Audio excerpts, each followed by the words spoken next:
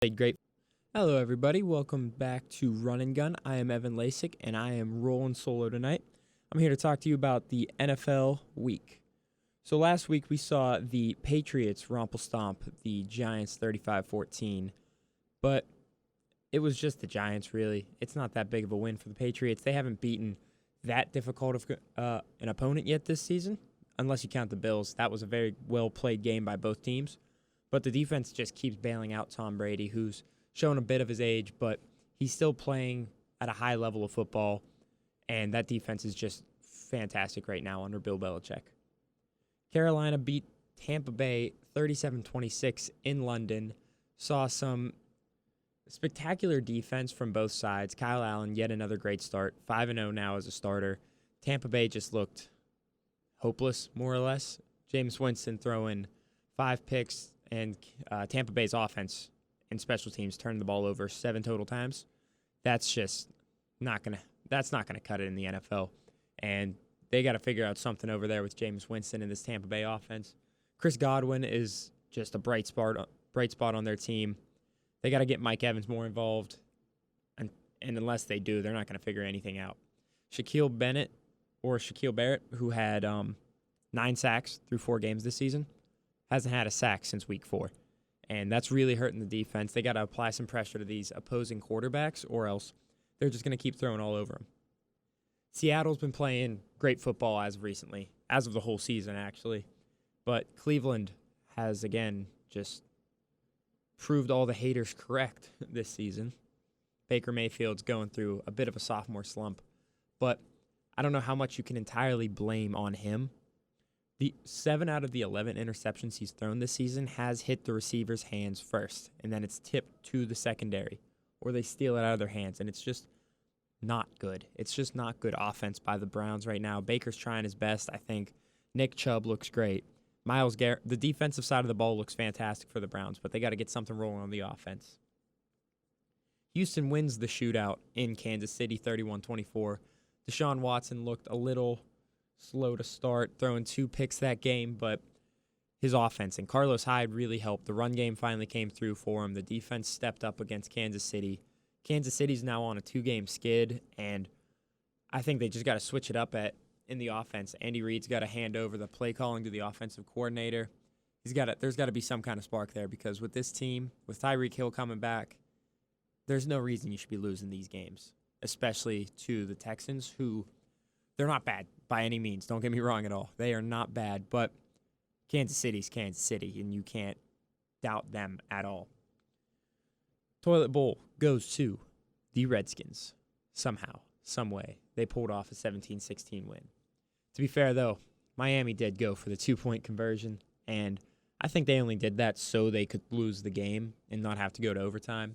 That's just my opinion. It was a good design play. Kenyon Drake just can't catch, and they've now benched him, which is probably for the best. They should probably just bench their whole offense at this point. Josh Rosen was benched for Fitzpatrick, and Fitzmagic over here pulled off the comeback but couldn't complete it. But the Dolphins still have Josh Rosen as the starter for next week, despite throwing for under 100 yards and 2 picks in the game. Philadelphia got blown out. They didn't look good. They did not look good at all. Minnesota wins 38-20, and Philly's defense is just atrocious, as we saw. Kirk Cousins threw 4 touchdowns, over 300 yards, and the secondary just had no answers whatsoever. And I don't know what Howie Roseman plans to do over there, but they's got to get some kind of spark on defense. The offense can't catch passes. The line can't hold up in blocking. Our bright spot is Carson Wentz and running. They look beautiful, beautiful running the ball. Carson Wentz makes some questionable throws, but he gets the ball there, and the receivers just keep dropping. Zach Ertz is the surprise factor there. He continues to drop passes, and this team won't roll. Now, don't get me wrong. Minnesota is a good game, but it should have been a lot closer. Minnesota is a very good team. They're very talented receivers. Their defense is good. They played great football, but I don't think it makes Kirk Cousins look good. It just makes Philly's secondary look terrible, as they are. New Orleans beats Jacksonville 13-6. that was actually a much closer game. It's, again, another game where New Orleans looked like they would have done a lot better with Drew Brees instead of Teddy Bridgewater. Get the offense rolling a little bit. Jacksonville was out without Jalen Ramsey, who was actually just traded to the Rams. We'll touch more on that later. But Drew Brees is definitely going to help these Saints when he comes back. It's just a whole nother spark. It's Drew Brees. I mean, he's on a whole different tier, Teddy Bridgewater. So Teddy Bridgewater's good stepping in and getting them to where they are, but you definitely want Drew Brees out there because 13 is a small number for a talented offense like that. Cincinnati almost upsets Baltimore. I don't think Baltimore should have kept it that close. They only won 23-17 with the Ravens' talented offense and talented defense. The Bengals shouldn't have even scored that many, honestly, and it shouldn't have been a one-possession game. But they pulled off the win. They're still atop the AFC North, and the Bengals fall to 1-5 on the season, I believe, 1-5, and they're aiming for that first-round pick, for that high first-round pick too. San Francisco continues their dominant run. They are now 5-0 on the season. They beat the Rams 20-7 in a huge, huge divisional game that many thought would be a lot closer, but the Rams just looked listless on offense and defense. They couldn't stop Jimmy G. They couldn't stop the run game, and Jared Goff just doesn't look like he should be as high paid as he is, honestly. That offense needs to get rolling. Todd Gurley sat out that game, yes, but they've been using him all season anyways. So what's it matter if he just sits out the one game? Because that's not going to help them at all.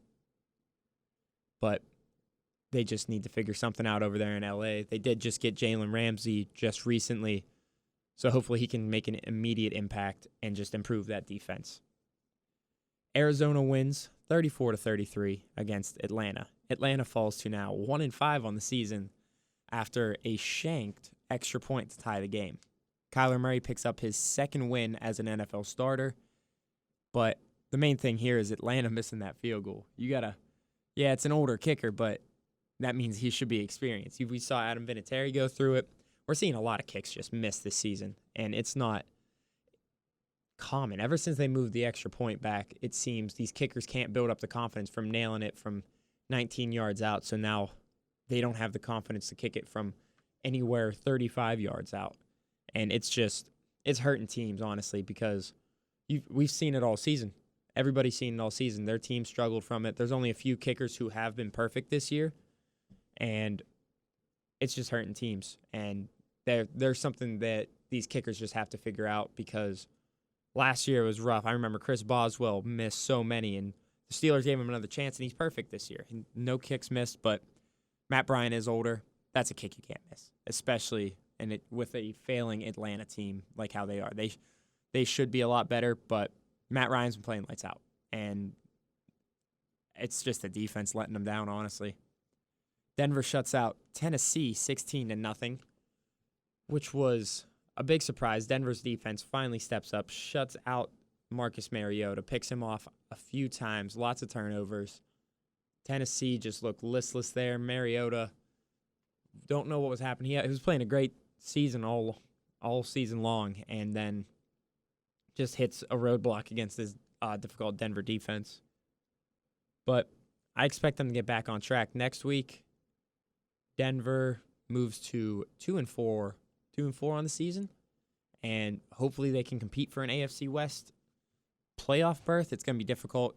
They have the Chargers still. They have the Raiders, who are playing fantastic football. They are 2-3 also, I believe, after coming off the bye this week. So that'll help them in division standings, but Denver's moving up. Chargers are falling down. They lost to Pitt 24-17 on the Sunday Night Football game in what was a away game for Pittsburgh. Definitely did not seem that way. A lot of terrible towels in that stadium. Chargers fans, Chargers players were not happy at all because you just can't have that at a home game in LA. The Chargers have not had the strongest fan base, and that was proved right there on Sunday night when the Steelers just came in and made it their home.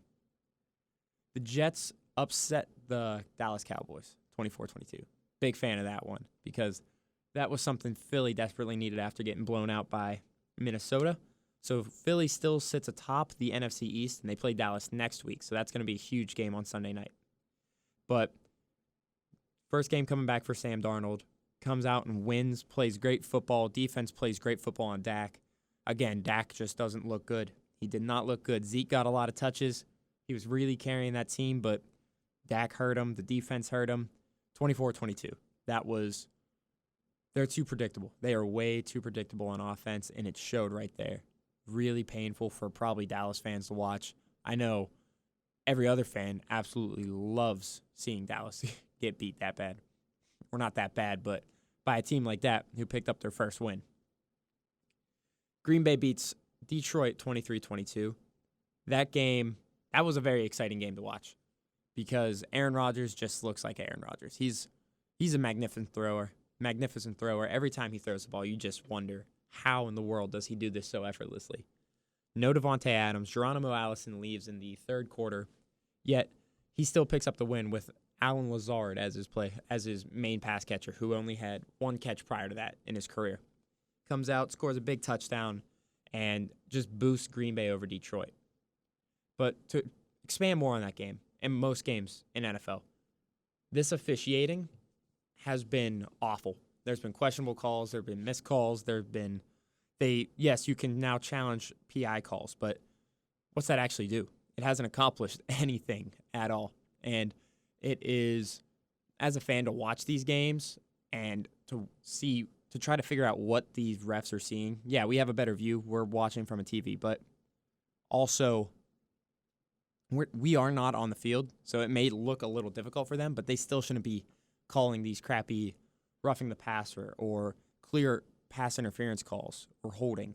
They're just passing up on these things, and there's nothing.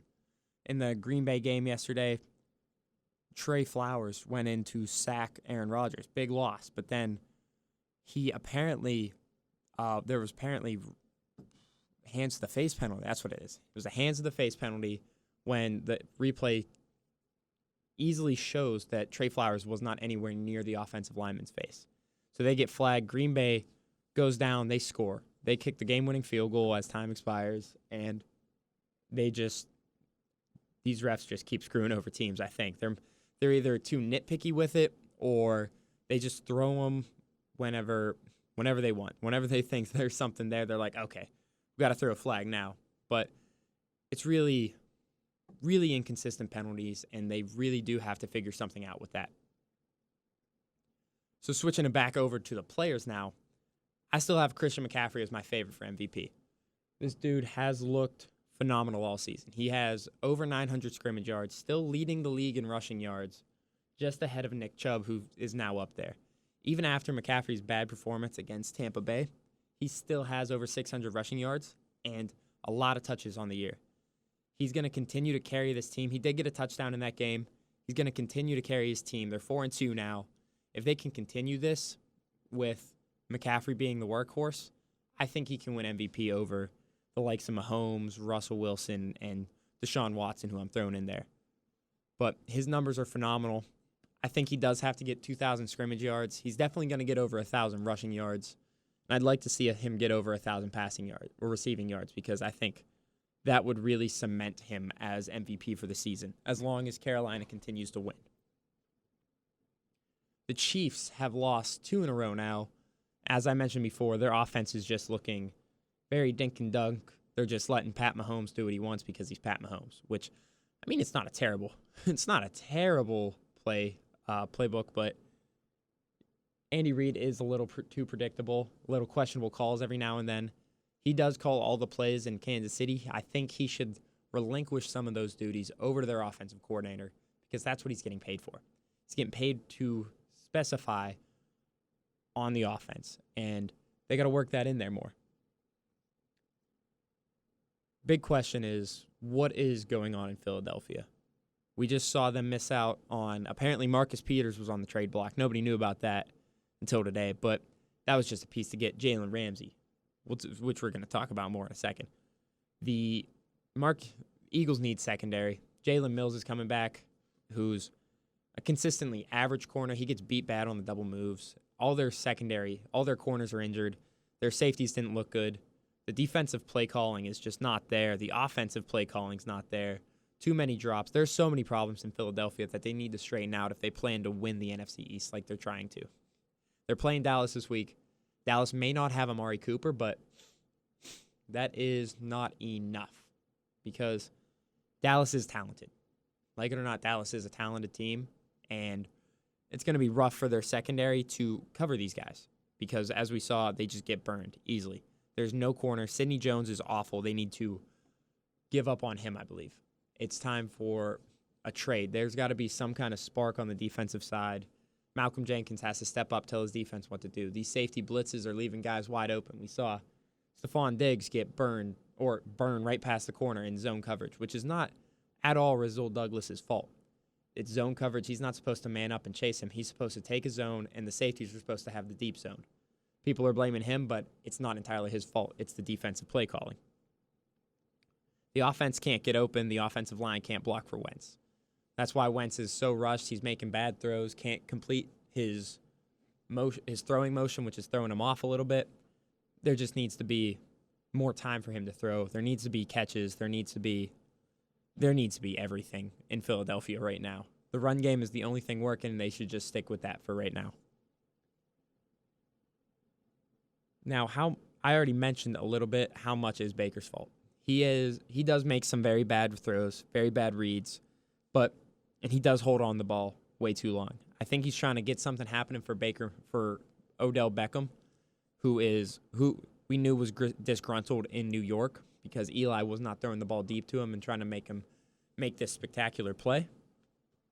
But Baker is trying to do too much, and that's hurting the Browns currently.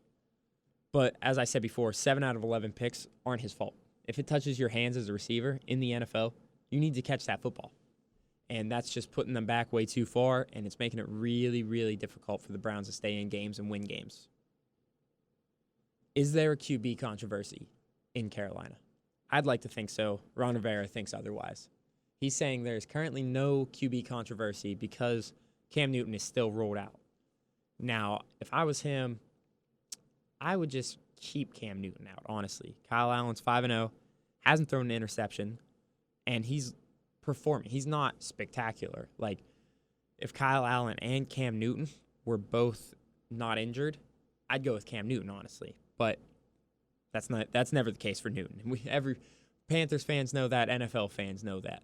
So Kyle Allen right now is your safe bet, and when he starts playing bad or showing signs that he can't handle it anymore, that's when you put Newton back in there. When you're positive Newton is fully healed and he can actually throw the football without being in pain, that's when you throw him in.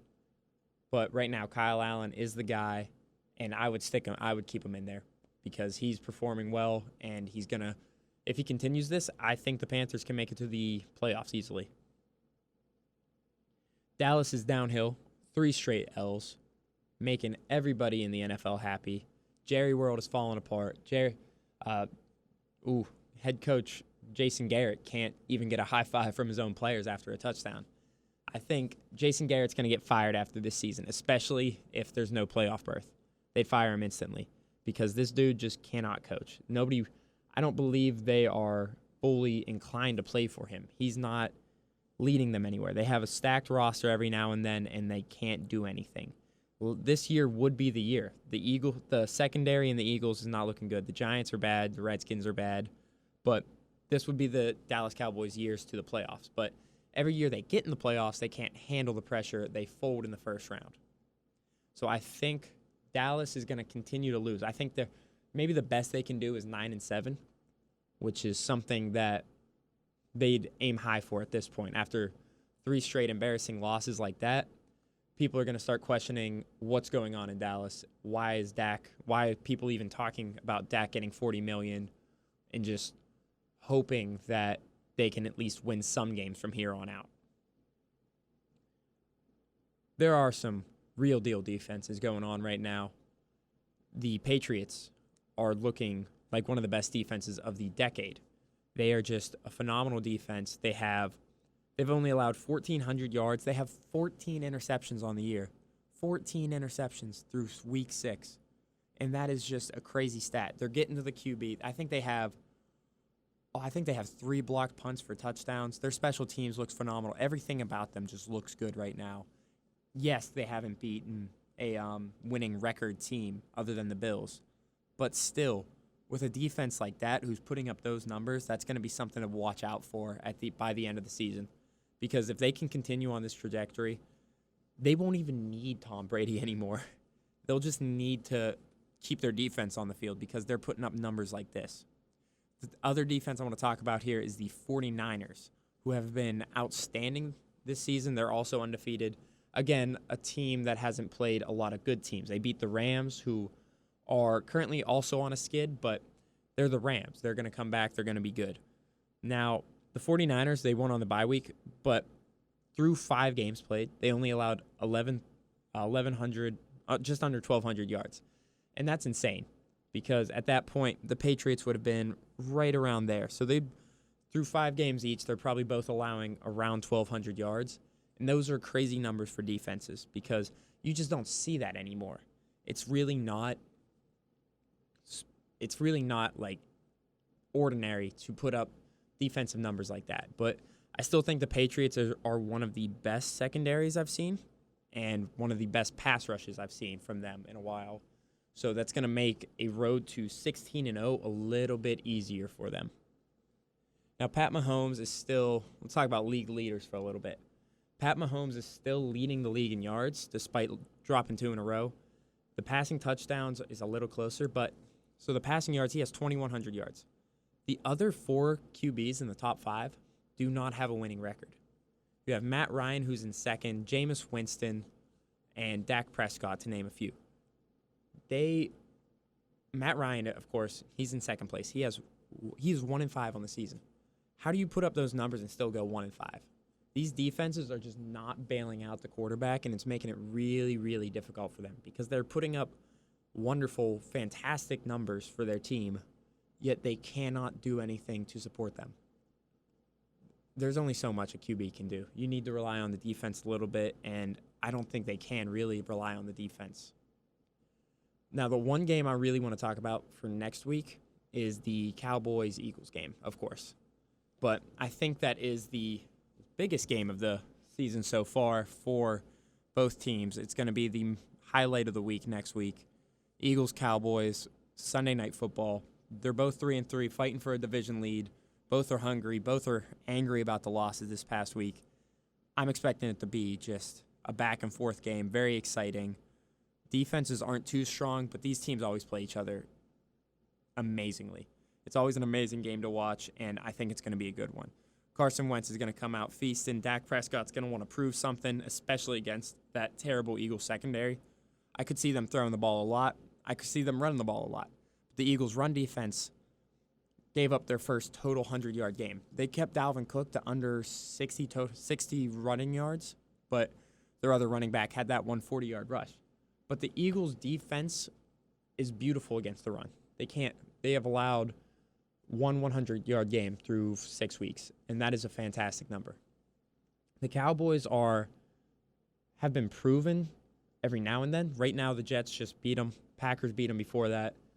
So we know that the defense on the Cowboys is a little bit questionable at times. But that's also the Eagles' defense. You can throw all over them. It's going to be a really good game to watch, and I'm really excited to see it. Now, I'm going to start the 2-minute warning here. So, Juju, the Steelers, 2-4. They're going to the bye week. They're going to see what they can do. I think Mason Rudolph's going to come back. I'm loving what I'm seeing from them. Devlin Hodges played decent. He played good football, but I'd like to see the Steelers still throw it to Juju more. He's the main guy there, and he needs to. I think he's just enjoying winning. He just loves playing football. As you can see, it's not getting him down that he's not catching the ball as much as he should, but that's not affecting him or his game. And then there's Antonio Brown. Got to throw him in there. This man still hopes to play football this season, which is going to be very difficult after all of his antics from the beginning of the season. He still plans to play and wants to play, but I don't see it happening. I don't see people taking a risk on him, and I just don't think he's going to play in the NFL this season, maybe even next season, until he gets something straightened out with them. But that is all we have tonight. Again, for Run and Gun, I am Evan Lasek. Tune into Penn State Sports Night, and have a great day. Thank you for watching our latest edition of Penn State Sports Night. If you're a fan of our content, please be sure to subscribe to our YouTube channel for more clips. Also follow us on Twitter at PSSN TV and on Instagram at PSU Sports Night to keep up with the action. For all my colleagues, we are Penn State Sports Night.